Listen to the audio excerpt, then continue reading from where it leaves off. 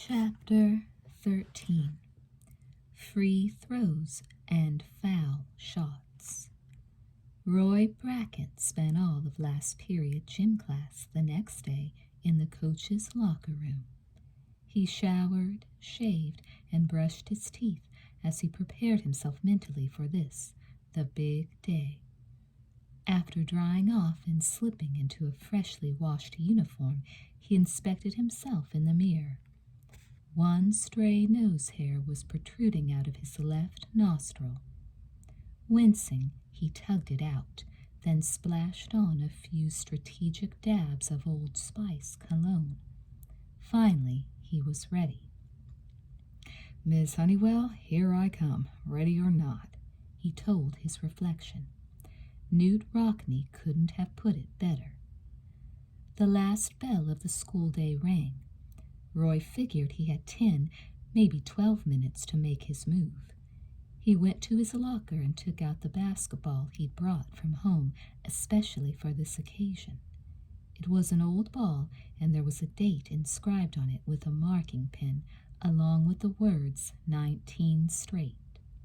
He spun the ball nimbly between his fingers to summon up the old magic.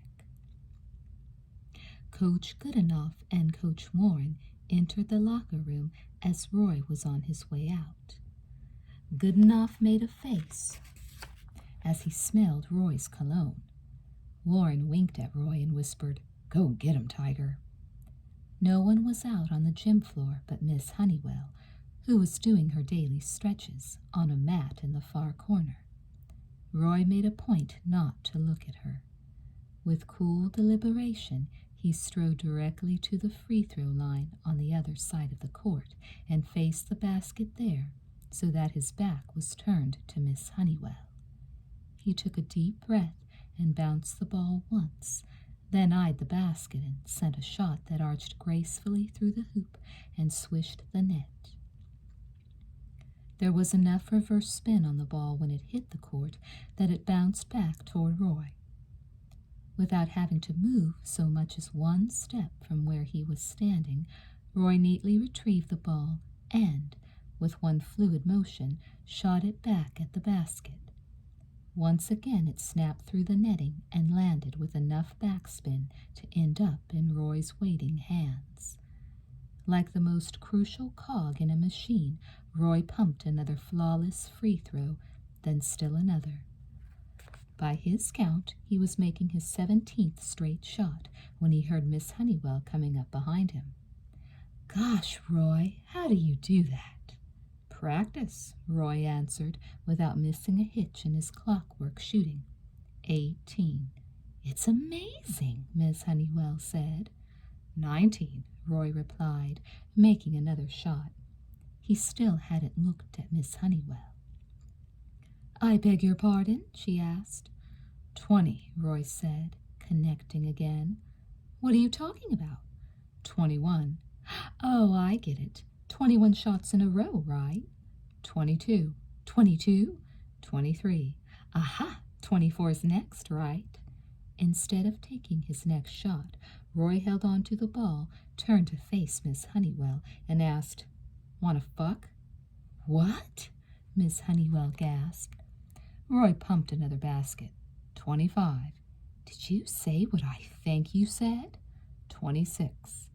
Miss Honeywell cut in front of Roy and grabbed his basketball on its return trip from basket number 26. She pointed to the steps leading up to the second floor and said, "Let's you and me have a talk." "Good idea," Roy said, smiling for the first time. Together, they headed for the steps, just as the first basketball players and cheerleaders were taking the court for practice. Neither of them spoke until they were halfway up to the second floor. Then Miss Honeywell stopped and sat down on one of the steps. Roy sat across from her. "Now then," Miss Honeywell said, looking carefully at Roy, "did you have something to ask me?" "Be calm, Brackett," Roy told himself. He nodded at Miss Honeywell and said, "I was wondering if you were interested in a tour of the upstairs equipment room." "Who have you been talking to? Coach Warren?" Miss Honeywell said coyly. "I asked you a question," Roy persisted. "You've asked me 2 questions. Which one do you want me to answer?" "Don't play games with me, Miss Honeywell." "You know I don't go all the way, Roy." "Not even all the way to the equipment room?" Roy asked. As Miss Honeywell was about to reply, a shadow fell across them, and Roy felt another presence in the stairwell. He looked up and saw the looming outline of Miss Ballbricker standing on the landing above them. "Miss Honeywell," she called out with a voice like the winter wind, "do you mind?" Miss Honeywell smiled at Miss Ballbricker as she waddled down to her eye level. "Do I mind what?" Miss Ballbricker looked Roy and Miss Honeywell over with thinly veiled loathing. She took in a deep breath, and the essence of lust and Old Spice was almost enough to make her swoon. Her body quaked slightly beneath the rumpled folds of her sweatsuit. "You know what I'm talking about." She sped out the words like lashes of a whip. "It's disgusting, the way you 2 squirm about like a pair of eels in heat. You're a disgrace." Miss Honeywell snickered with amusement and refused to bow to Miss Ballbricker's temper. Putting her hands on her hips, she laughed. "Well, it beats waddling around like a frigid hippopotamus. Beulah." "What did you call me?" Miss Ballbricker was reeling visibly in her rage. "Beulah," Miss Honeywell repeated as she stood up to face off with the other woman. "Beulah Ballbricker." Roy was stunned. He watched the confrontation without moving. Jutting her chin forward, Miss Ballbricker tried to pull seniority on her younger adversary. "Just whom do you think you're talking to?" Miss Honeywell retorted, "Well, if there was hurdy-gurdy music playing, I'd say I was talking to the fat lady at the circus. But as it is, I guess I'm talking to a ton of bad news named Beulah. Beulah, Beulah." Trapped between the 2 women, Roy suddenly began to worry about his health. Clearing his throat, he mumbled, "Ladies, now, there's no need to butt out," Miss Honeywell told him. Roy butted out. Breaking up fights between guys, duking it out behind the gym was one thing. He was out of his element here. He tensed where he was sitting and got ready to flee at the first trading of blows between the women. Miss Ballbricker drew herself in, but when she lashed out, it was with invective instead of physical violence. "Moral turpitude," she sneered maliciously. Miss Honeywell wasn't ready for that. "What?" she said, cocking her head. "Moral turpitude," Miss Ballbricker said again. "Read your contract. I'll have you fired for moral turpitude." "You can take your moral turpitude and stick it up your wazoo, Beulah," Miss Honeywell shouted back. "We'll just see about that." Miss Ballbricker scowled at Miss Honeywell and Roy a final time, then stormed off down the steps. In her wake, Miss Honeywell turned on Roy and gestured upstairs. "Let's do it," she told him. "Well, I don't know," Roy said indecisively. "I mean, moral turpitude." Miss Honeywell grabbed Roy's hand and jerked him to his feet, groaning impatiently. "Come on."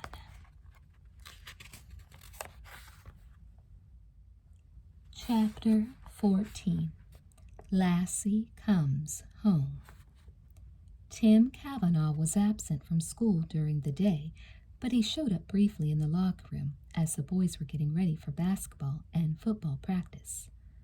The steady buzz of conversation trailed off as he walked past the others, staring at the floor until he reached his locker, then turning his back to them as he worked on his combination.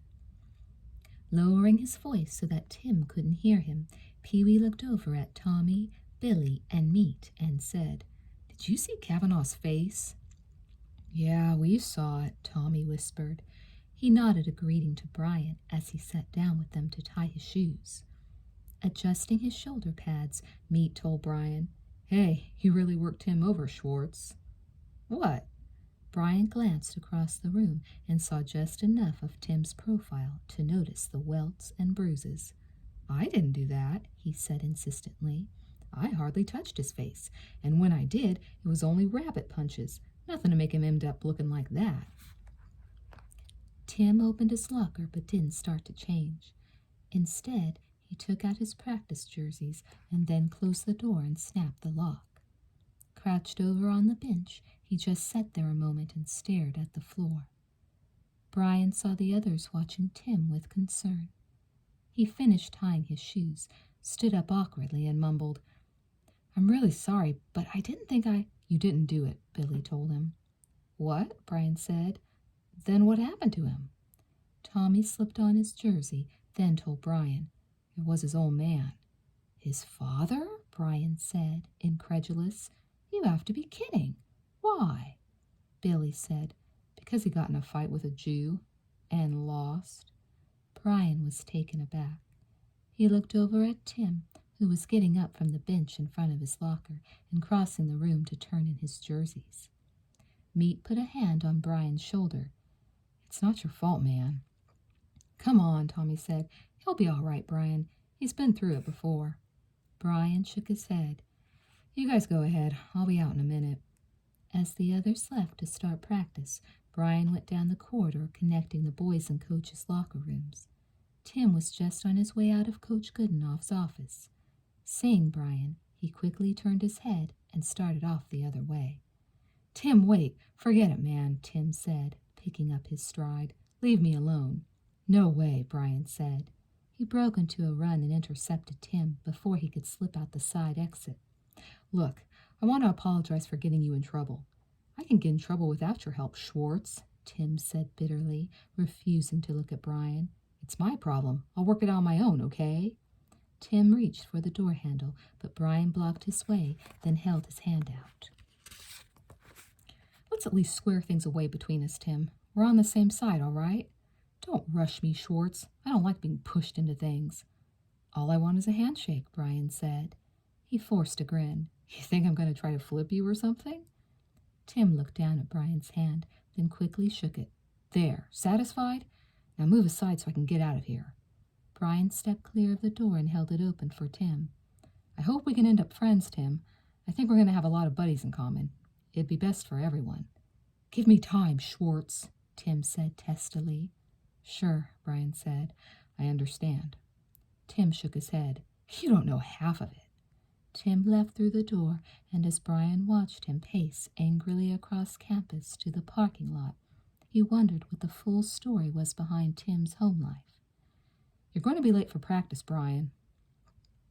Brian closed the door and turned around to see Coach Goodenough staring at him from in front of his office. "Can I talk to you a minute, Coach?" Brian asked. "Can it wait until after practice?" "Well, yeah, I guess so." "Then let's put it on hold for now." As Coach Goodenough and Brian headed for the stairs, they passed the equipment rooms where Roy Brackett and Miss Honeywell stood behind the closed door and stared at each other with impish eyes. Roy had a finger over his lips, and he kept it there until he heard Coach Goodenough blow his whistle down on the gym floor and call the players over. "Let's get a little further away from the door," he whispered. He took Miss Honeywell by the hand and led her around a corner into a cramped cubicle where heaps of soiled laundry were piled in canvas hampers and dangled from shelves and overhead pipes. The air was oppressively ripe, and Roy made a face when he took his first full breath of it. Even Miss Ballbricker would have had trouble sorting out the smell of lust in the midst of the rank aroma rising from brown, soiled gym socks, yellowing jockstraps, and sweat-stained jerseys. While Roy might have been on the verge of passing out, Miss Honeywell looked around the room like a child under the Christmas tree who was about to open the presents. She sucked in the air greedily, and her nostrils flared wide open. "Ooh, would you just smell that air? Mmm." She reached for a towel hanging from one of the pipes, buried her face in its folds, and moaned even more. Roy watched her with disbelief. He took a 20-minute shower and put on his cleanest uniform. For this? "Oh, it turns me on so much," Miss Honeywell purred. She dropped the towel and wandered around to sample the other various scents. "It does?" Roy asked uncertainly. "Yes," Miss Honeywell said, sniffing a pair of dirty socks. "Yeah?" "Yeah." Miss Honeywell looked at Roy, a gleam of passion in her eyes. "Yeah?" Roy was trying to will his armpits to overpower his deodorant. "Sweat," he told himself. "Sweat." "Yeah." Without warning, Miss Honeywell broke into a run, leaped up at Roy, and grabbed him around the neck as she straddled his waist with her agile legs. Roy embraced her and held on for dear life to keep her from falling. Breathing heavily, she smothered his face with her lush lips and probing tongue. Their mouths finally met and wrestled wetly with one another as Miss Honeywell squirmed and pressed her thighs tighter against Roy's hips. Roy was going out of his mind with desire. He fumbled desperately with the waistband of her shorts, but couldn't pull them down as long as she had her legs around him. Mumbling through their kisses, he told her to get down from him long enough for them to undress. Without pulling her lips away from his, Miss Honeywell gingerly stripped out of her shorts and panties. Roy hadn't had as much experience in these maneuvers, but he managed to climb out of his own shorts before Miss Honeywell put her arms back around him and dragged him over to the nearest hamper. She leaned back with all her might, and as she fell into a heap of unwashed towels and football uniforms, she pulled Roy down on top of her. "Oh, God!" Miss Honeywell groaned passionately. She wriggled deeper into the laundry and filled her lungs with the rarefied air. "This turns me on so much. It always has. I don't know why." "Who cares?" Roy murmured as he got down to business. Down on the gym floor, the boys were doing layups, while Coach Goodenough and Warren watched on from underneath the basket. Across the court, Ms. Ballbreaker was supervising both the tumbling team and the cheerleaders. Occasionally, she looked around and wondered just when Miss Honeywell and Coach Brackett would decide to abandon their thoughts of moral turpitude and come back to their jobs. Suddenly, a strange sound drifted out into the gymnasium from the upper floor. It was a panting howl, like the baying of a hound that had accidentally caught its paw in a bear trap. From a barely audible cry, the sound quickly grew louder and echoed off the rafters until it began to sound more like a civil defense siren. "Ah-woo!" As he was driving in for a layup, Tommy broke out laughing and lost control of the ball. In the bleachers, the other members of the basketball team were likewise in the throes of laughter. There were squeals and giggles from the girls on the other side of the court, too, until Miss Ballbreaker leveled her menacing eyes on them and stared them into silence. Coach Goodenoug's eyebrows rose slightly, and he tilted his head upwards in the direction of the sound, saying, "What in the world?" Beside him, Coach Warren folded his arms across his chest and held his hands tightly against his ribs as he tried to keep his mirth under control. It was a Herculean task, though, and snorts of runaway laughter burst from his nose. Upstairs, Roy was in a panic. His hips were grinding away on automatic pilot as he held himself up by the side rims of the hamper and stared down at Miss Honeywell with horrified amazement. Lassie, nothing. She was howling away like a whole kennel, taking in deep breaths in time with the rocking of her pelvis and expelling them with the force of an opera singer. "Shh," Roy whimpered pleadingly. "Please, please, please, please." Miss Honeywell stared up at him with wild, uncomprehending eyes. She was out of control and continued to bay like a creature possessed as she buried her fingernails into Roy's buttocks and shook him to keep up his momentum. Ow! Out on the court, Coach Warren lost his battle to keep from laughing. Doubling over, he staggered backwards, and tears came to his eyes as he crawled behind the tumbling mat hanging from the wall, as if he thought it might somehow muffle his own outburst. Coach Goodenough watched his assistant curiously. What was going on around here, he wondered. The boys were almost incapacitated as they snickered their way through their warm-up drills. He began to sniff the air suspiciously and wondered if maybe there'd been a leak in one of the nitrous oxide canisters in the first aid room upstairs. He couldn't smell anything out of the ordinary, though. He was about to ask Coach Warren for an explanation when he saw Ms. Ballbricker striding purposefully toward him from across the gym. Back up in the equipment room, Roy was desperate. Was Miss Honeywell going to die on him or what? She was showing no signs of letting up with either her screams or her hammering passion in the clothes hamper. He had to do something.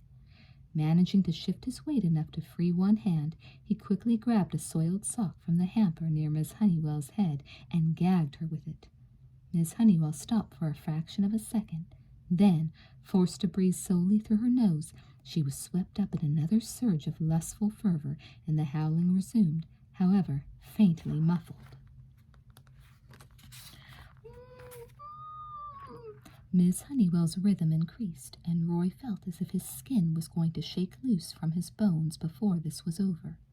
He long ago lost any sensation between his legs, and all he could do was concentrate on staying on top of her. As disoriented as he was afraid that if he fell off, he'd land on the cement floor in such a way that this would be the last lay of his lifetime. All of a sudden, he felt Miss Honeywell stiffen beneath him and push him upwards. Then, just as abruptly, she collapsed, and as she sank blissfully into the depths of the hamper, she pulled him down to join her. The howling ceased. Down on the floor, Coach Goodenough moved away from Miss Ballbricker and pulled aside the hanging, tumbling mat, where Coach Warren still contorted in his paroxysms of hysteria. Looking up at Goodenough and blinking away his tears, Coach Warren hobbled away as he pointed to his midsection and sputtered, "Gas!"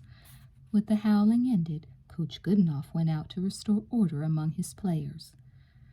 "Okay, guys, 10 laps and then we'll scrimmage," he told them. "Run 'em hard and get all the jollies out of your system." Pee-wee and Tommy were the first to break for the sidelines, and as they set the pace for the others, Pee-wee whispered to Tommy, "Man, was Miss Honeywell hot." "No shit," Tommy said. "She makes Cherry Forever sound like a nun."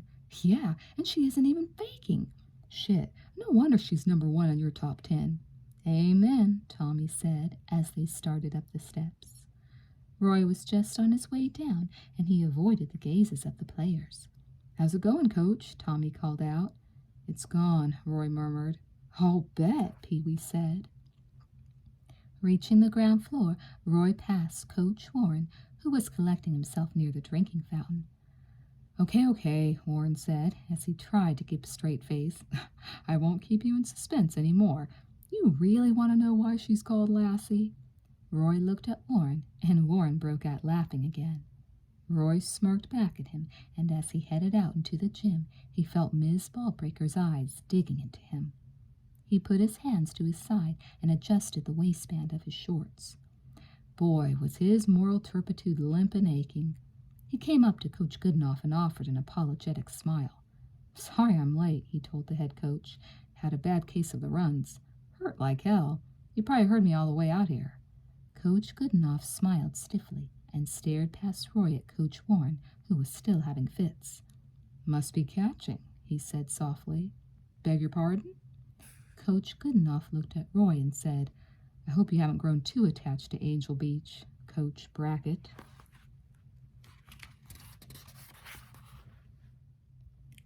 Chapter 15. Leave It to Beavers. Coach Goodenough put the boys through a long, hard practice, and when they finally retired to the locker room, the football players were already out of the showers and dressing to go home. Tommy and Billy dragged themselves over to their lockers and plopped down on the bench, exhausted. When Pee-wee bounded over, however, he looked full of energy, and his eyes were alight with the glory of a newfound vision. "Hey, you guys, you won't believe the one I thought up while we were running laps," he jabbered excitedly. "Listen to this. It'll drive you crazy." "What now, Pee-wee?" Tommy yawned with disinterest. "No, really. First you get a watermelon and 2 jelly donuts." "I've heard enough," Tommy said. "Forget it, Pee-wee," Billy said.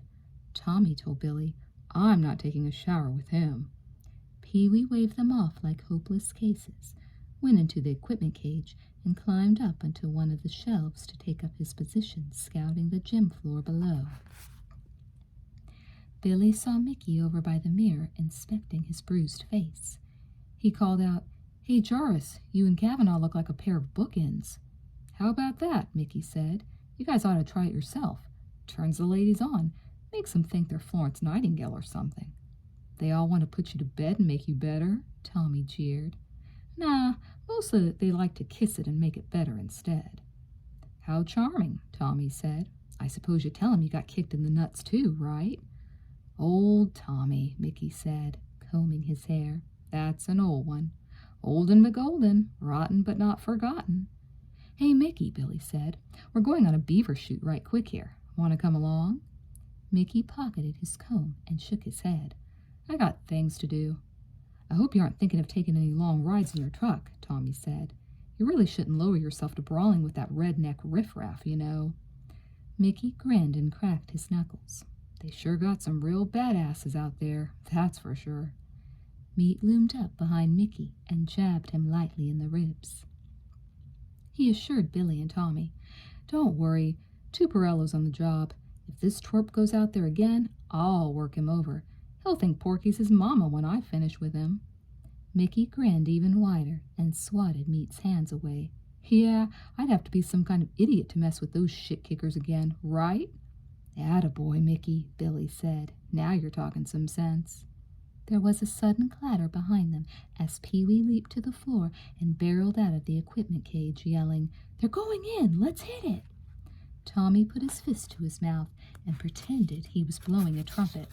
"Ta-da-da-da-da-da! Open season on beaver! Gentlemen, let's find ourselves some prime pelt." Pee-wee led the way out of the locker room, followed by Billy and Tommy. Meat and Mickey stayed behind and shook their heads sadly. "What's gone wrong with the youth of today, Mick?" "Dunno, Meat.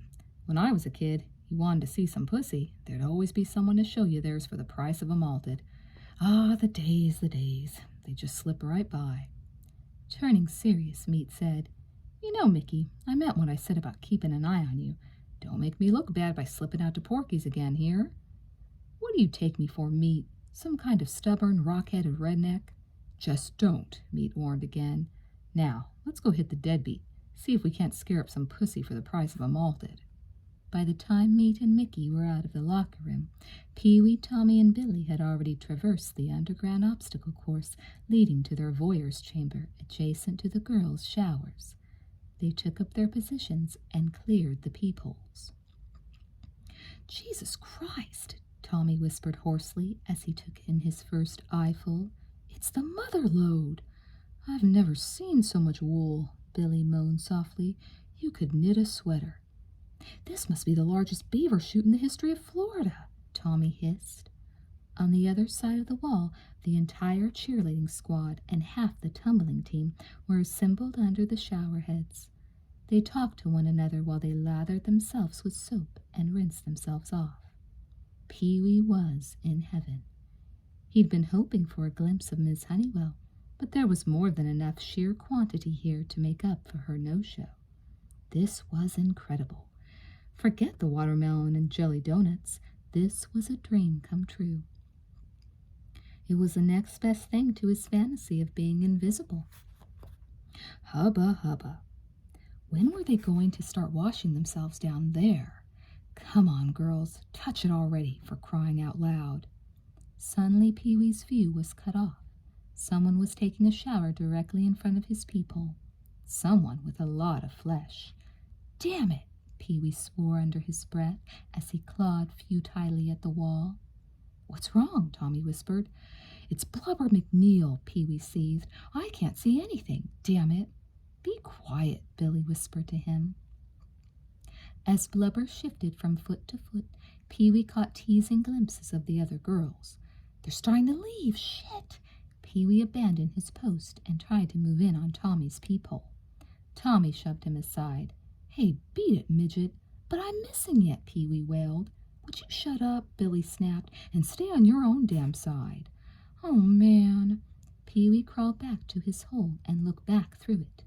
All he could see was the shadowy mass of Blubber's backside and an occasional split-second view of the others. He could hear loud and clear, though, and the sound of all that playful pussy dancing in and out of the showers, just out of his sight, was unbearable. He gnawed on his knuckles to work off the anxiety, but the added sound of Tommy and Billy whispering their play-by-play accounts of all the action he was missing was absolutely too much for him to stand. He finally shouted out with frustration, God damn it, will you move it, lard-ass? Tommy and Billy jerked their heads away from the peepholes and looked over at Pee-wee with astonishment. He already had his hand over his mouth, and his eyes were filled with terror at his blunder. In the showers, Blubber McNeil scampered away from the wall as if the water had bitten her. The other girls looked around and began to shriek as they tried to locate the intruders. Who is that? Wendy called out as she grabbed her towel and wrapped it around her. Is that you, Tommy? The other girls followed Wendy's suit and covered themselves, but the majority of them stayed in view of the peepholes and scanned the tiled enclosure around them. Who's there? One of them called out. Who's back there? Horny bastards, another shouted defiantly. Get out of there. Another sang, come out, wherever you are. Billy gasped excitedly. Hey, they're getting into it. Tommy deepened his voice and spoke through his peephole as if it were a radio microphone. Don't be alarmed, girls. This is your health department. We're here to check out all unlicensed pussies. Kindly step forward and spread your legs. There was more laughter among the girls. One of them called out, Who is that? I recognize that voice. Who are you? What are you checking for? Wendy asked as she bent over and peered at the openings. Tommy thought a beat, then answered, Originality, neatness, and hygiene. What about access? Wendy taunted. That's Tommy, all right. Hey, listen, if Pee-wee's with you, don't let him look. He'll get confused. They're hot, Pee-wee exclaimed. He pressed his face against the wall for a clear view now that Blubber McNeil had retreated to the locker room. These broads are hot. They want us to look. They're hot, I'm telling you. Well, they aren't leaving, Billy admitted. Tommy grinned and said, Let's find out. Let me try this. By now the girls had located the peepholes, and they squealed when, moments later, a disembodied tongue came fluttering out from the wall like a pink cobra lured by a fluted lullaby. Oh shit, they love it, Pee-wee whispered. Keep it out there, Tommy, Billy coached. One of them's going for it. No shit, Tommy mumbled around his tongue, unable to see the response to his demonstration. Wendy tiptoed forward as if she were sneaking up on a groundhog, then quickly scooped up a handful of lather from the closest soap dish and dripped it onto Tommy's tongue. Tommy yanked his head away from the wall and spat out soap, while Billy and Pee-wee began to heave with laughter. The girls were raising a racket congratulating Wendy on her move. There were still a handful of them in the showers. After wiping his tongue off on the front of his jersey, Tommy stared at the peepholes with a diabolical smirk creeping across his face. "Those girls like to play dirty, do they?" He leered with a villainous accent and tweaked an imaginary mustache with one hand while he dropped his shorts with the other. "Let's see that's fun they can have with this." As the girls watched, there soon emerged through the center peephole a strange, slithering creature with a single opening at the tip of its rounded, nondescript face. It seemed to be speaking to them in a high, muffled voice. "Hi, I'm Peter Penis, and I'm looking for a friend to play with. Is there anyone there who wants to play with me?" The girls screeched and howled and pointed with astonishment at their latest visitor. Two of them ran from the showers with revulsion, while Wendy laughed. "Hey, wait a minute. I know that guy. I'd recognize him anywhere." Then there was a sudden silence in the showers. Pressed against the other side of the wall, Tommy looked over at Pee-wee and whispered, "Hey, what's happening? What's going on?" Pee-wee looked in through his peephole and saw the girls quickly filing out of the showers just as Miss Ballbricker approached. She was rolling up the sleeves of her sweatsuit as she looked around, and her suspicions were alerted. It didn't take long for her to spot the reason for all the commotion.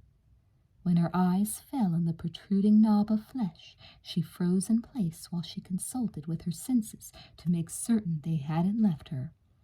"Oh, shit. Hey, Tommy!" Pee-wee looked over to warn his friend and saw Billy shaking his head frantically and gesturing for him to be quiet. "What?" Tommy asked, still pressing himself against the wall. "What are they doing now?" "Hold still, man," Billy said with a grin. "It's Miss Honeywell."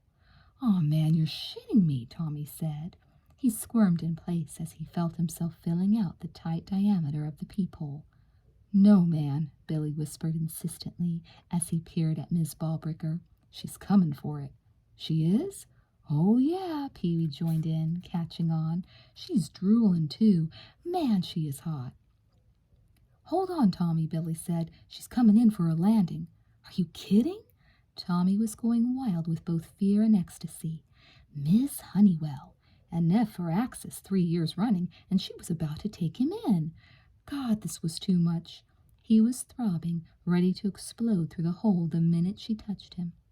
Inside the shower, Miss Ballbricker's fingers slowly curled like talons, and a deep growl rumbled through her locked jaws as she drew aim on Tommy's stiff penis. Galvanized, she roared forward. "Contact!" Billy whispered. Tommy's mouth dropped open, and his eyes widened with shock as he felt himself suddenly caught in a vice-like grip and pulled forward. Grunting with agony, he clamped his mouth shut, afraid to speak for fear of revealing his identity. He quickly realized, however, that his fishing rod had pulled in someone other than Miss Honeywell. "I've got you now, Tommy Turner," Miss Ballbricker shouted triumphantly. "I'm taking you to the principal."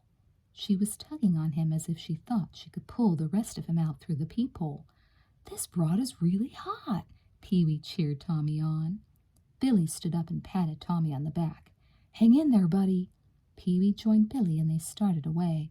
"She's all yours, Tommy," Pee-wee called over his shoulder. "Don't disappoint her." "Yeah, we expect to hear howling."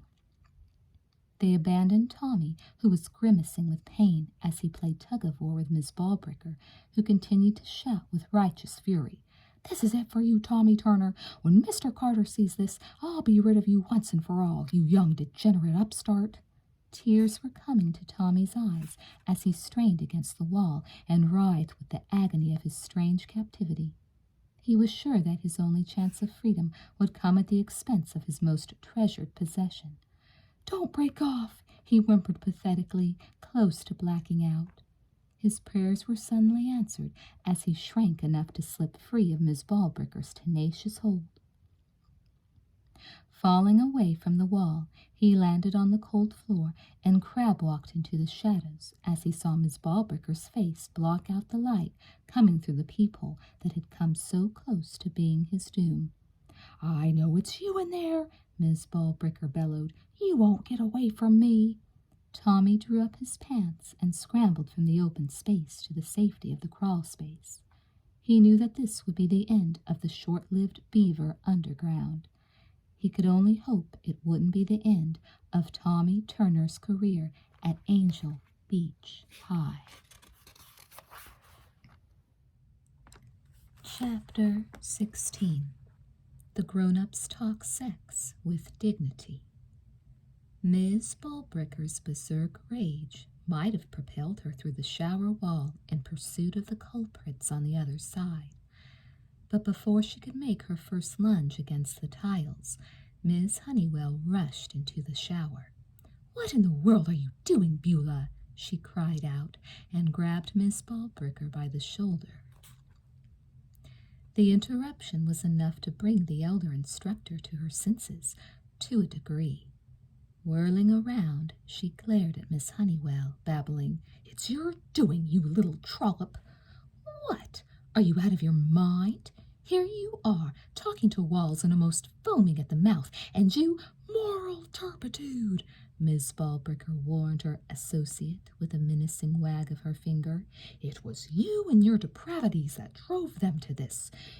You, with your animal howling, like the sirens alluring Ulysses and his men to the embrace of damnation. You untethered the leash on their lusts, Miss Honeywell. You and Coach Brackett are as guilty as if you led them to the peepholes yourselves and forced them to look at this den of carnal temptation." Miss Honeywell laughed and applauded lightly. "Very eloquent, Miss Ballbricker. Maybe you've missed your calling.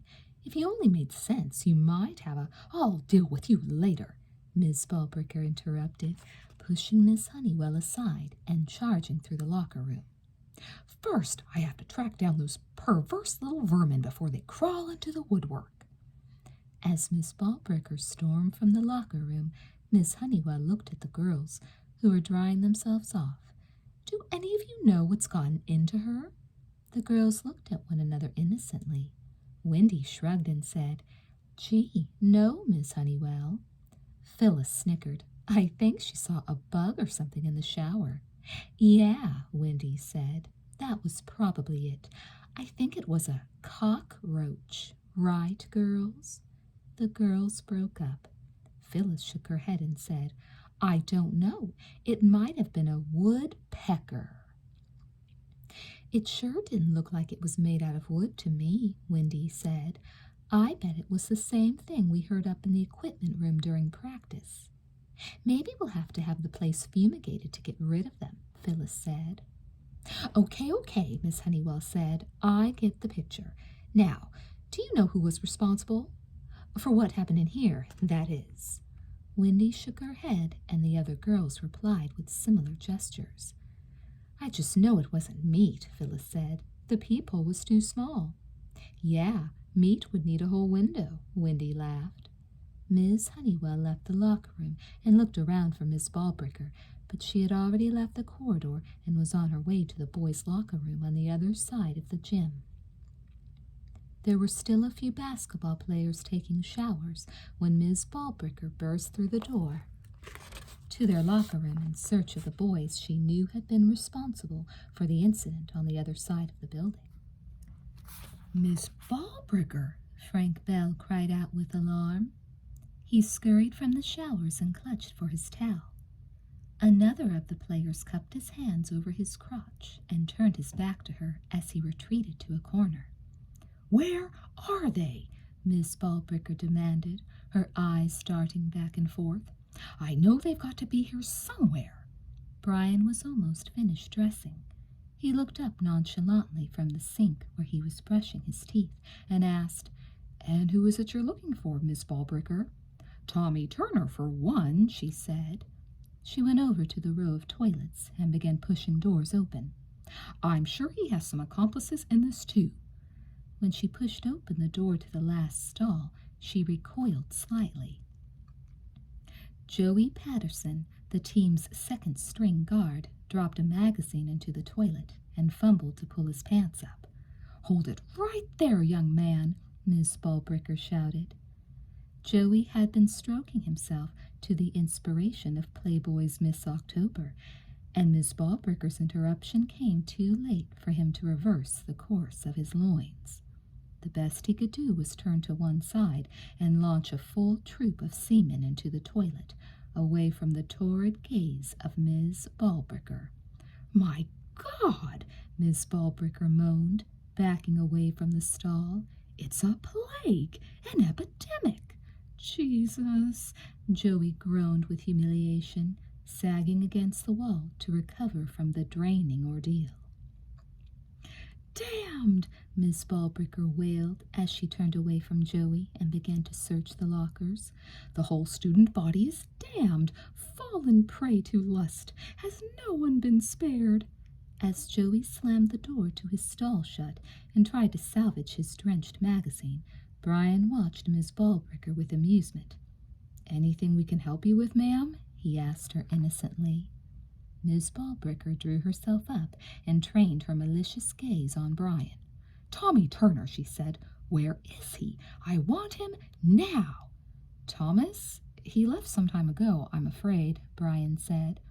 "Anyway, he already has a girlfriend, and I don't think his tastes run in older women. It's nothing personal, I'm sure, but don't you make light of this young man," Miss Ballbricker said. "I don't know where your schooling was before you came here, but you'd be wise to transfer back before these hellspawn corrupt you permanently." "I'll keep that in mind, Miss Ballbricker." Just then, Coach Goodenough came into the locker room. "Why, Miss Ballbricker, what in heaven's name are you doing in here?" he asked. "In heaven's name, indeed," Miss Ballbricker decreed. "You're an upright member of our faculty, Coach Goodenough. Surely you aren't blind to the moral turpitude that has begun to infest the children." "Moral turpitude? Children? Whatever are you talking about, Miss Ballbricker? These are fine young men here, no better or worse than any other class that is—" "Oh, you are wrong, Coach Goodenough. We are in the midst of a crisis that threatens the very moral fiber of Angel Beach High, not to mention the entire community. Something must be done." At that moment, Joey Patterson opened the door to his stall and started for his locker. In mid-step, he saw Coach Goodenough and Miss Ballbricker watching him. He rolled up the magazine in his hand and smiled oddly as a flush of red swept across his face. "You see?" Miss Ballbricker said, pointing Joey out as if he were Exhibit A. "Just one example, and he's a mere lamb compared to the one who's at the heart of this disintegration. Oh, Coach Goodenough, you will not believe the latest bit of insidiousness perpetrated by Tommy Turner." Now, Miss Ballbricker," Coach Goodenough said, stepping forward and putting an arm around her shoulder. "Let's stop by my office for a dictionary. Then we'll go see Principal Carter and try to straighten this all out, okay? He might be able to understand what you're trying to say." "Yes," Miss Ballbricker said. "Yes, of course. Then you do realize the seriousness of the situation. Of course, we have no choice but to go to the very top with this." The two instructors left the boys' locker room and started down the corridor. Coaches Warren and Brackett were talking to one another near the bulletin board, and they both fell silent as the other two walked by them. "Now then," Coach Goodenough was saying, "tell me some more about this, what did you call it, moral turpitude?" "Yes, turpitude, the base of moral decay. Oh, I'm sure Principal Carter will know all about it," Miss Ballbricker said, casting a hateful glance at Roy Brackett. "And he'll know what to do about it as well." "I'm sure he will," Coach Goodenough said. "It will take a full-scale effort, but that's the only way we'll eradicate this menace," Miss Ballbricker droned on. "It is our duty to see that the children are not led down the road to ruin by a Pied Piper of perversion like Tommy Turner." As Coach Goodenough and Miss Ballbricker left the corridor and headed down the outside steps leading to the principal's office, Roy looked at Coach Warren and said, "This I gotta hear." "Let's go," Coach Warren seconded. With a chorus of coyote-like howls, they took off in slow pursuit. They caught up with Coach Goodenough and Miss Ballbricker in Principal Carter's office. Miss Ballbricker was explaining her discovery of the stray penis in the girls' locker room, and Principal Carter was listening intently as his fingers shook with a nervous tick. He was dwarfed by his plush leather chair and large oak desk. Looking over Miss Ballbricker's shoulder, he spotted Warren and Brackett and called out, "What is it, gentlemen?" "We overheard what happened in the gym," Coach Warren said with a straight face. "We were concerned and thought we should come to see if we could be of assistance." "Very well," Principal Carter said. "Come in, then." "No, wait," Miss Ballbricker said, eyeing Roy. "I'm not sure if that's a good idea." "We feel it's our duty," Roy said, straight-faced.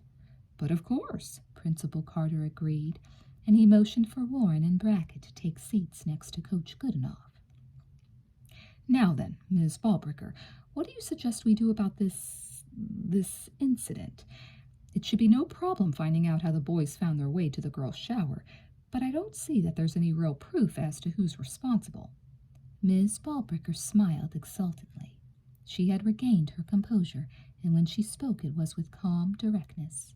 She already had it all figured out. Now, Mr. Carter, I know this is completely unorthodox, but it's the only way to find that boy. She leaned forward and looked into Carter's eyes. Now, that penis had a mole on it. I'd recognize that penis anywhere. Roy looked over at Coach Warren and quickly put his hand to his mouth and pretended to cough in hopes of disguising a burst of laughter. Coach Warren held his sides and turned away, sniggering through his nose. Despite the juvenile snickers of some, Miss Ballbricker went on, flashing a haughty sneer at the two coaches, this is a serious matter. This seducer and despoiler must be stopped. He's extremely dangerous, and, Mr. Carter, I'm certain everyone in this room knows who that is.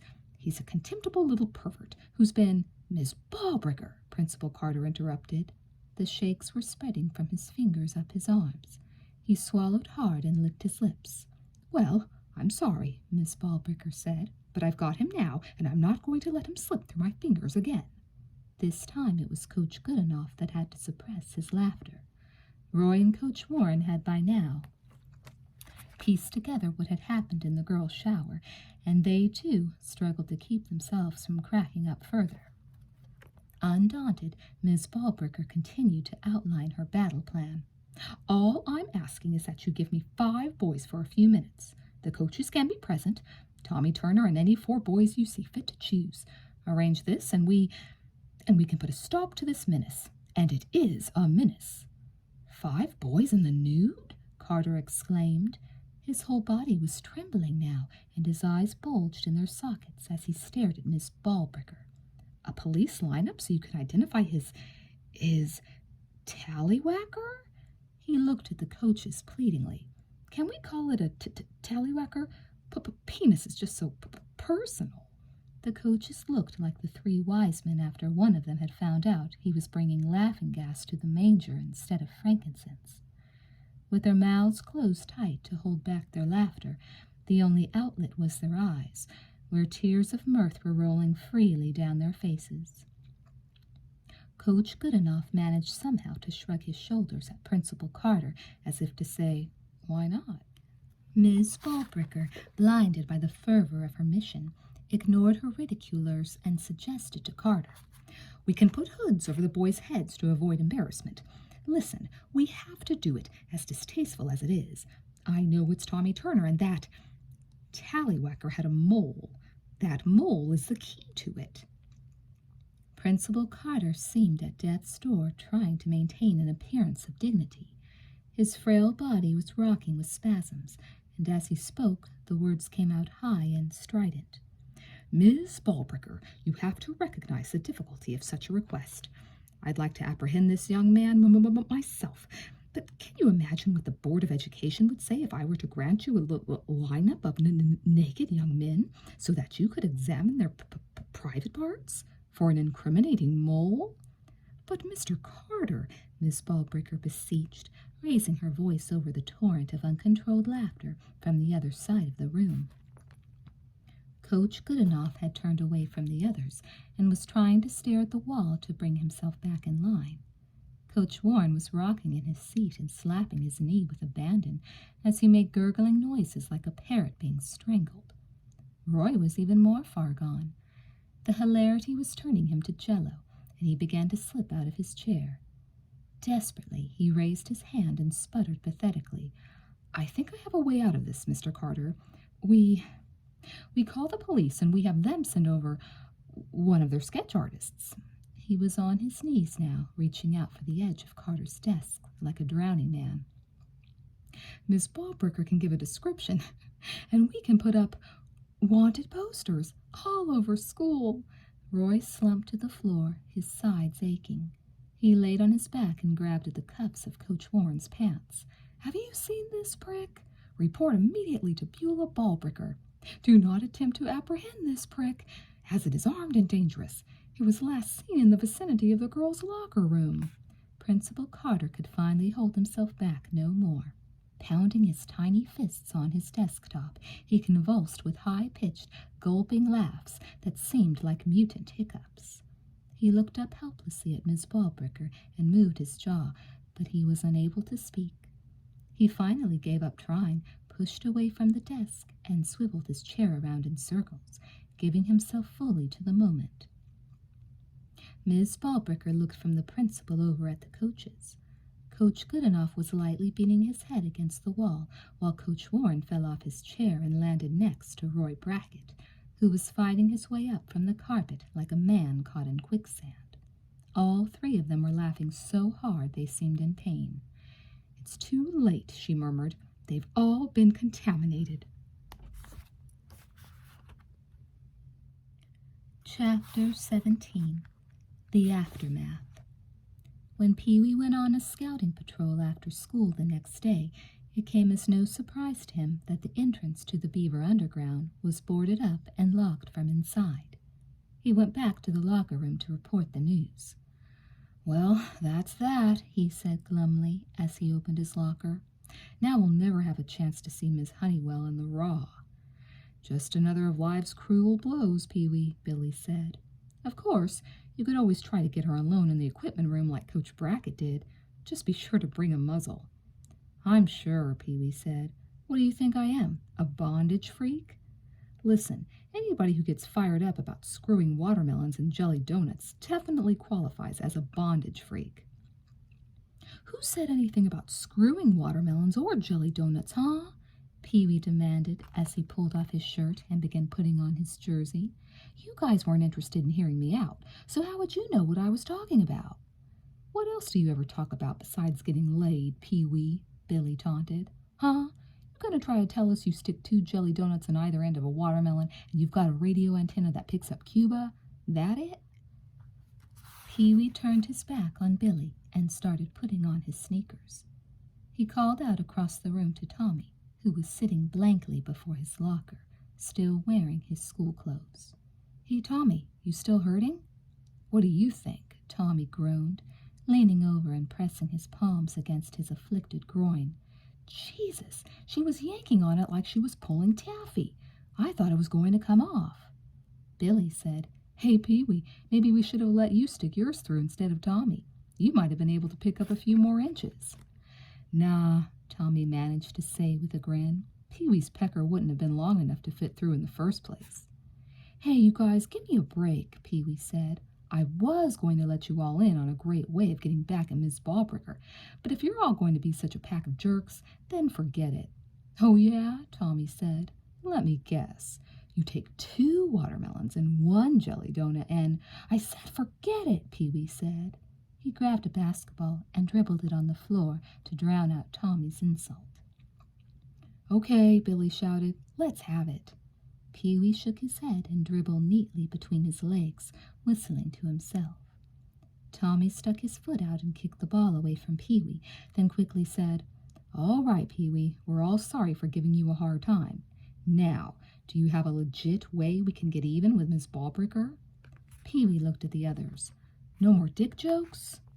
"No more dick jokes," Billy said. "Now come on, let's have it." "Well, first we got to get in touch with Meat and Mickey, some of the other guys on the football team.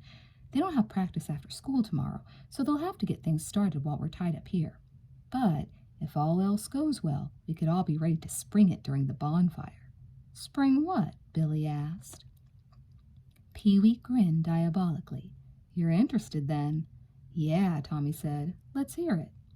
Pee-wee gathered the others into a huddle, then quickly outlined his master plan in hushed whispers, lest anyone else might overhear. By the time he laid it all out, the others were laughing excitedly and filled with anticipation. They all wanted in. As they went back to getting ready for practice, Tim showed up. He was carrying his duffel bag and practice jerseys. The swelling had gone down on his face, but he still had a black eye and a few bruises. He forced a smile, but the effort was painful. "Hey, guys," he greeted them. "Yo, Tim," Billy said, surprised to see him. "Coach going to let you play tonight?" "Yeah," Tim nodded. "I've been reinstated." "That's great," Tommy said. "Terrific," Billy agreed. "I'll say," Pee-wee added, "us little guys need our enforcer." Tim went over to Brian and said, "Coach said you talked to him about me." Brian nodded. "Yeah, I just put my 2 cents worth in, that's all." I owe you more than 2 cents, Tim said. Thanks. My pleasure, Brian said. Tim put his hand out. Let's shake on it then. Brian and Tim shook hands. All right, Pee-wee called out. Now, let's go play some ball. Hey, wait, where's Joey? Tommy asked. He's sick today, Brian said. Billy laughed. The way I hear it, he and Miss Ballbricker skipped town together. Love at first sight between them yesterday, wasn't it, Bri? Poor Joey, Brian said. She caught him pounding his pud, didn't she? Tommy said. He should have gunned her down instead of firing down the toilet, Frank Bell said. Can you imagine what would have happened then? You guys are disgusting, Tim said, starting to undress. Coach Goodenough left his office and passed through the locker room on his way out to the floor and asked, You gentlemen here for tea and chatter? Or do you think we might be able to get a little basketball practice in? Right behind you, Coach, Pee-wee said. The team filed out and took the court. Coach Goodenough had them run 10 laps and go through 10 minutes of drills before setting up a scrimmage. For the first team, he moved forward, Kenny Adams out to play guard along with Pee-wee, then asked Brian, You think you can handle the right side as well as the left? I could sure try, Brian said. Good, Goodenough said. Move over. Tim, you go ahead and get back out on the left. Let's see how we can work things out that way. Sure thing, Tim said, taking up his position and flashing a grin across the court at Brian. All right, Pee-wee shouted from the top of the key. We got ourselves a winning combination here now. State championship, here we come. Chapter 18. Revenge of the Vulgarians. It was the night of the big pep rally. In the field behind the school, a mound of wood scraps and kindling had grown to more than 20 feet high over the past 2 weeks, and volunteers from all classes had chipped in to help clear the surrounding brush to reduce the fire hazard. The students started showing up an hour before dusk and began milling about and joining in with the singing of the glee club. Once members of the school band arrived, there was musical accompaniment as well. Parents and members of the school alumni filled out the back fringe of the crowd and watched the proceedings with a trace of nostalgia for their own high school days. Members of the faculty mingled with them. Some of them, like Coach Goodenough and Doris Ambersall, the science teacher, had taught some of the parents as well 20 years ago. It was, all in all, shaping up to be a pep rally the Spirit Club could be proud of having organized. As the sun was going down, head football coach Gunther Darnell was called on to give a brief speech prior to the lighting of the fire. Darnell was a short, squat man with thick eyebrows and an even thicker mustache. He was never seen in public without a corncob pipe wedged between his teeth, and his failure to remove it when he talked had long ago earned him the nickname of Mr. Mumbles. Many were the bright prospects who had failed to make the Angel Beach football team purely because of their inability to translate Darnell's incoherent words into something close to American English. Such being the case, there was an immediate undercurrent of snickering when the coach pulled a scrap of paper out of his coat pocket and began to read his prepared remarks to the assembled multitude. It seemed only fitting that we are in going session with a game against our one-time rival Zat Furtmeyers, Darnell boomed in a blurred monotone. It'll be homecoming, will it, Redhammer? Yes, sir, Tim shouted out, winking over at Billy. Tell it, Coach, tell it. And I have to say it is an honor and a privilege to be here and seeing the loyal Angel Bitch fans. Angel what? Billy cried out, squatting down slightly so that Darnell couldn't pick him out in the crowd. Angel Beach High, Darnell mumbled loudly, his thick brows angling upward with annoyance. A cry began to rise up from the assembled seniors. Angel Beach High! Angel Beach High! Coach Darnell held his hands up and tried to quiet the students, but the chant only grew louder. Two members of the percussion unit of the marching band drummed along in time with the words, "Angel bitch, I! Angel bitch, I!" Pee-wee cupped his hands over his mouth and shouted, "Let's hear it for Michael Hunt!" "Mike Hunt!" those around him began to shout. "Angel bitch, I!" resounded the cries of the others. Pee-wee's group followed with another burst of "Mike Hunt!" "Angel bitch, I, Mike Hunt!" the seniors roared. "And what does she say?" Pee-wee howled.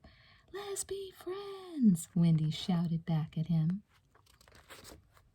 The seniors broke out in a burst of applause, while the others gathered around the woodpile, looked at one another, not sure what it was they just missed.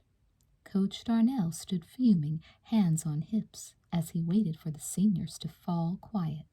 He looked down at his notes, then up at the crowd. He opened his mouth to speak, then crumpled up the paper and tossed it over his shoulder into the woodpile, muttering, "Gwine burn the damn thing." This earned an ovation from the entire student body. As Coach Darnell strode off, grumbling under his breath, the cheerleaders rushed forward and spread out so that they formed a ring around the woodpile and faced the crowd. Marvin Brode, president of the Spirit Club, broke away from the other seniors and took Darnell's place before the woodpile. He carried an Angel Beach megaphone, which he used to tell the crowd, "I've thought up a new custom that I'm hoping will become a tradition at Angel Beach homecoming bonfires in the future." "What are you going to do? Throw yourself to the flames?" Billy called out and earned a laugh from his classmates. Marvin aimed his megaphone away from the seniors and addressed the rest of the crowd. "We're going to do a victory cry, starting with the freshmen and going on up through the other grades, then including the faculty, alumni, and parents." "You forgot our pets," Billy shouted. "What about our pets?"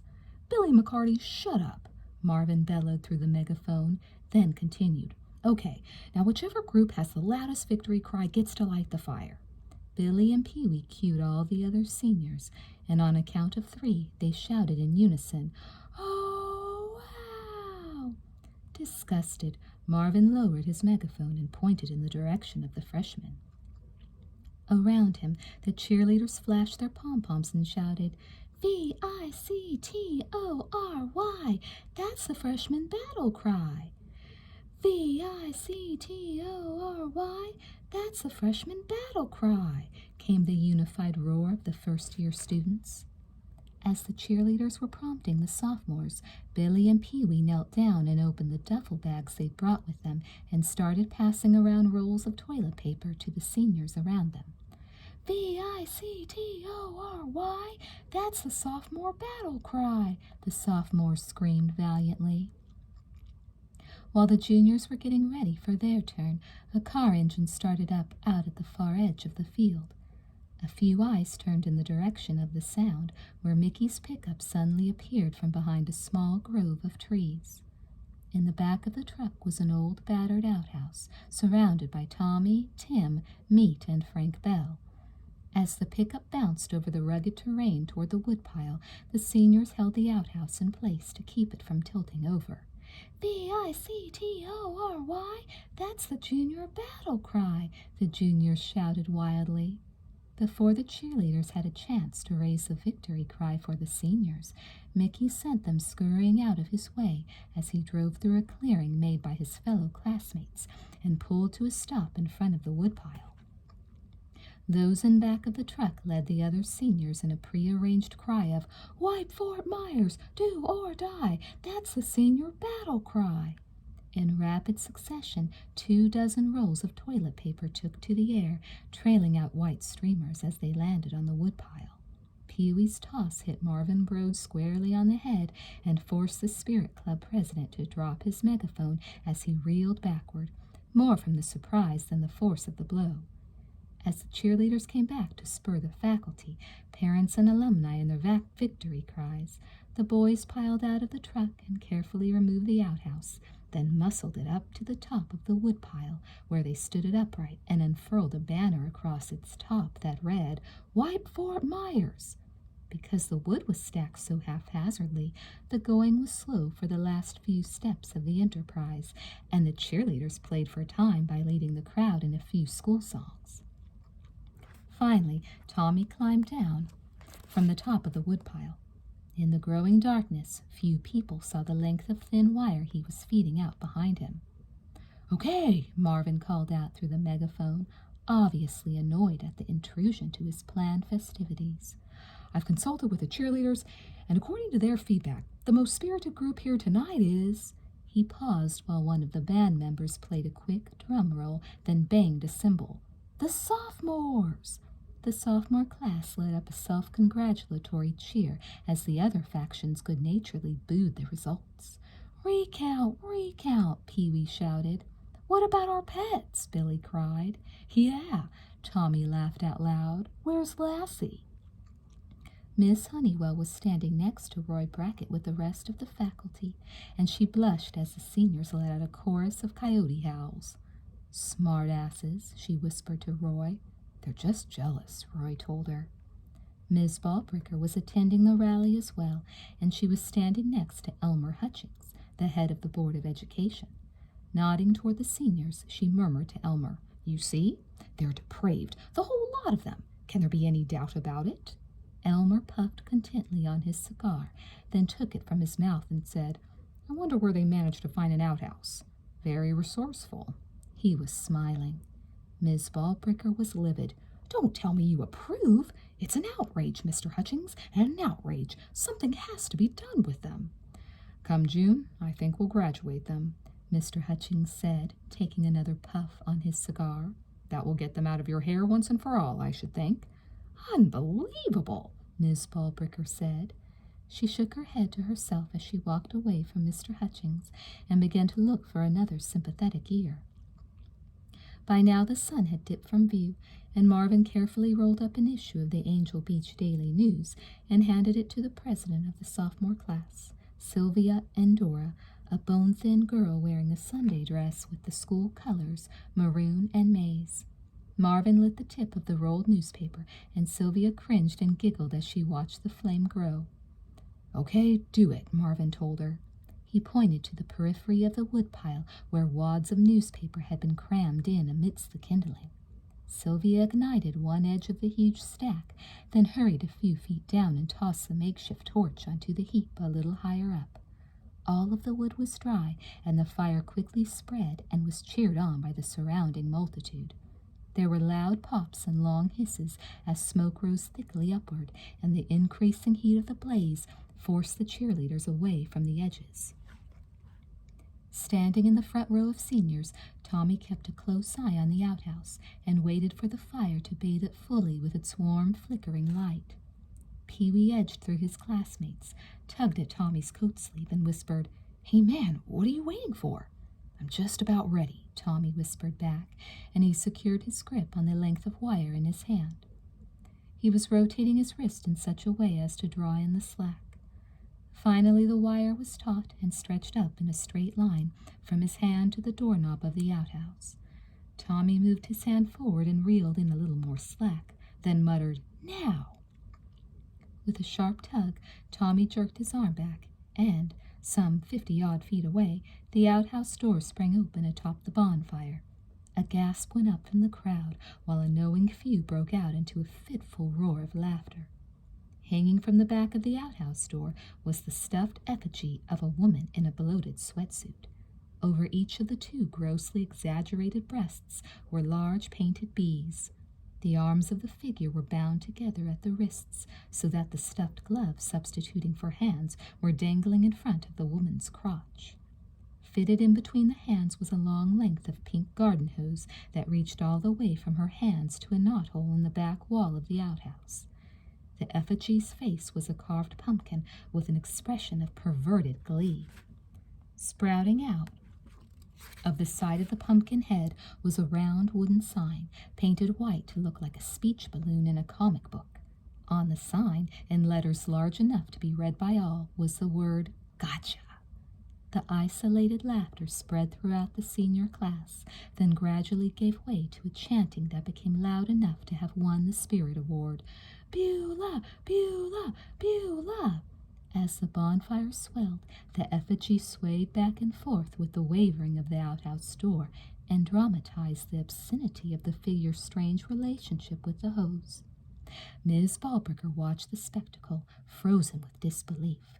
Her florid complexion turned white as paste, and her lower jaw slowly dropped as if a great weight was hanging from it. From her mouth there issued forth a faint, faraway sound, like a cry of utter despair sounding from the innermost depths of her soul. In her dazed stupor, she didn't hear Elmer Hutchings coming up to her until his officious voice exploded like a cannon shot behind her. Miss Ballbricker, I think it's time we had ourselves a talk. Chapter 19. Scores to be Settled. Following the pep rally, a dance was held out in the schoolyard. Tommy manned the record player, hitched up the public address system, and took advantage of the pauses between songs to practice his announcing. Pee-wee basked in the attention given him once word got around that the tribute to Miss Ballbricker had been his idea. Billy and his date, Phyllis, wove their way around the dance floor and butted into Marvin and Beth Ann Robarts whenever they seemed to be getting too intimate. Meat stood off to one side, where he held court for half a dozen female admirers, trying to strike up conversations that went beyond asking him how he got his nickname. Tim found a corner where he could hang out and have the bruised side of his face hidden in the shadow. Frank and Joey tried, with minimal success, to hustle freshman girls. Wendy was retelling the story of Miss Ballbricker's pecker hunt in the girls' shower for the umpteenth time. Roy Brackett and Miss Honeywell debated places to go after the dance, while they chaperoned from the sidelines. Brian was out by the entrance to the dance, helping Sylvia and Principal Carter collect admissions and stamp hands. Ms. Ballbricker was nowhere to be seen. Neither was Mickey. Tommy was the first to notice.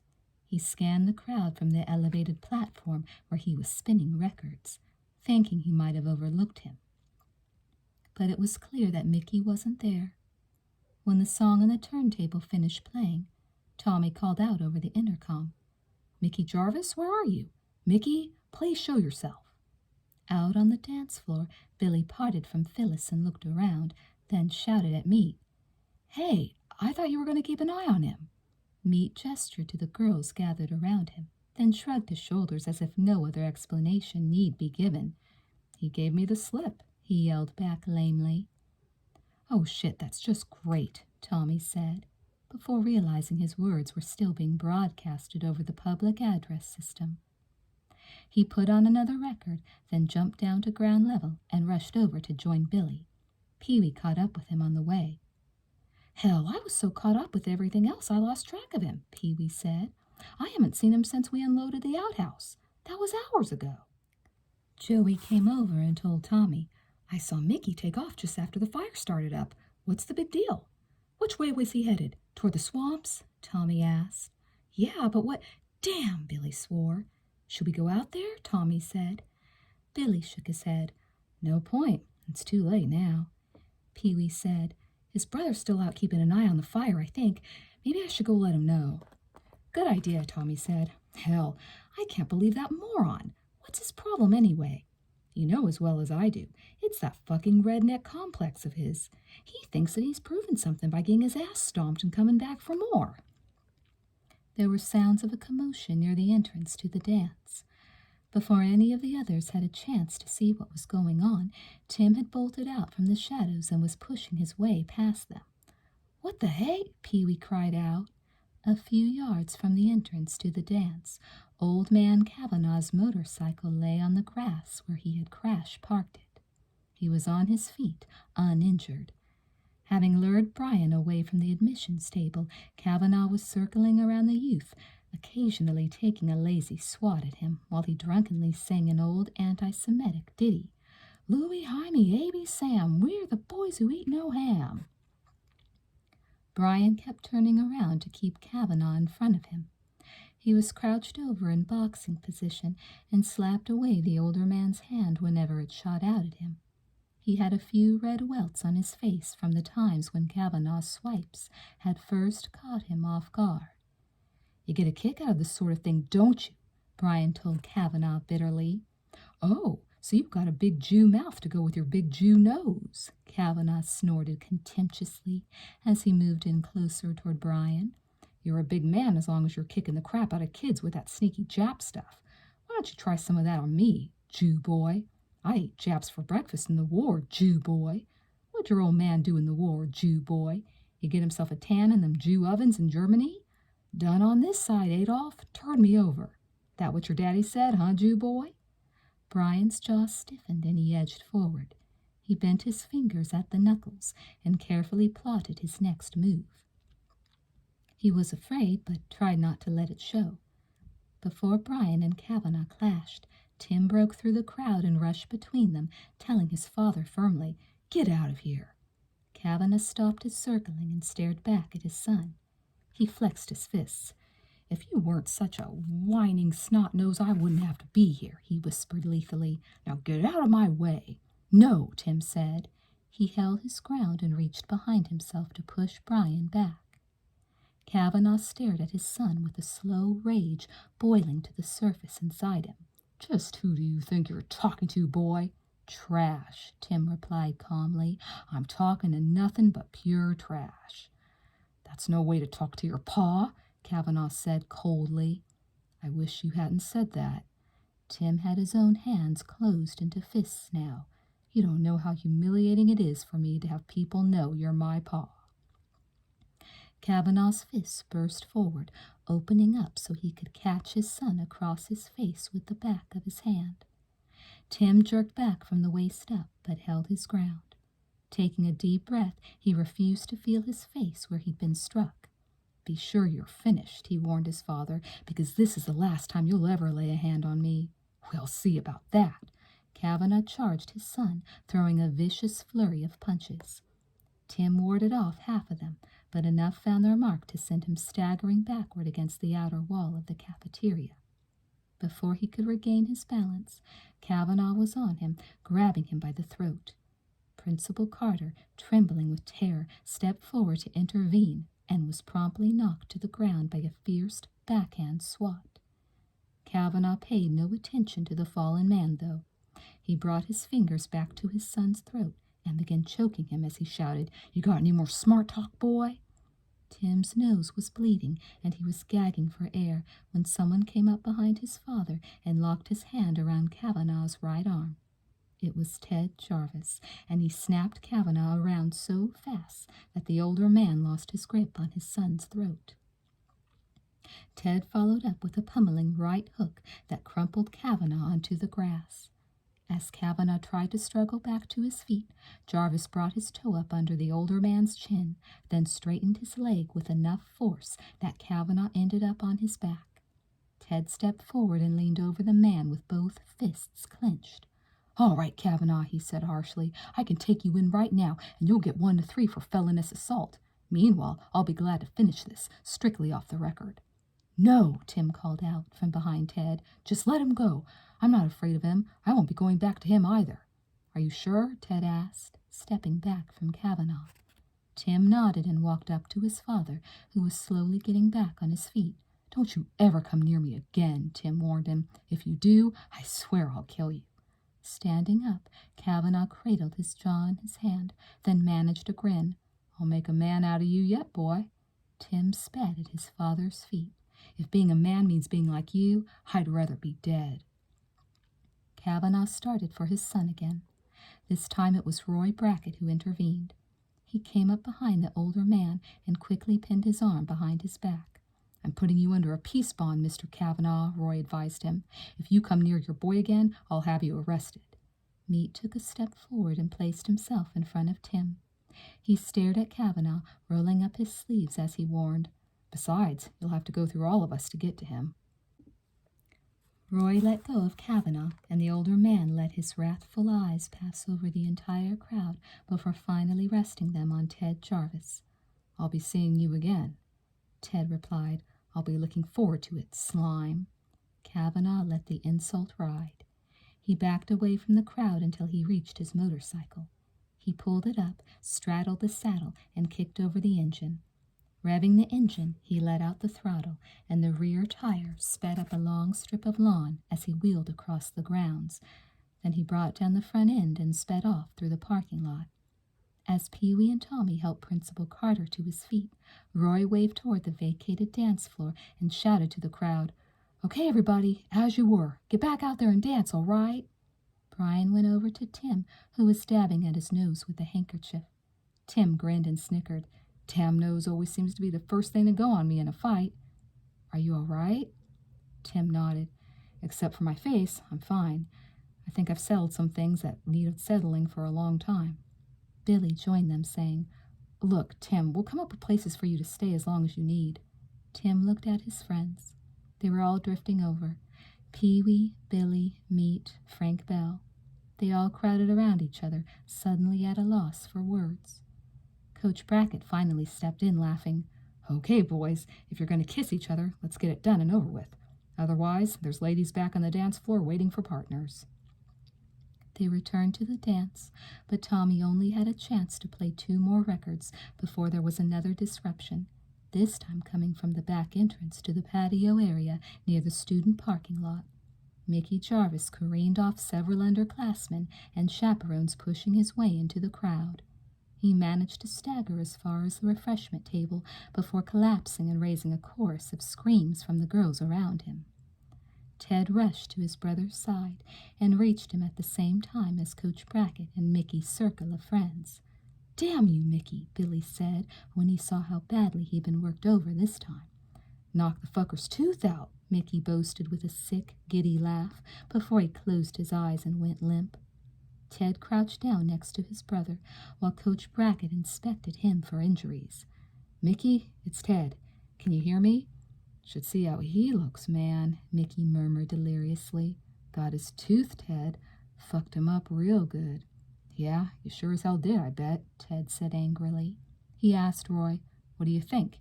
He as bad off as he looks?" Roy nodded. "I think he's got broken ribs, maybe a collapsed lung. We better get an ambulance here right away."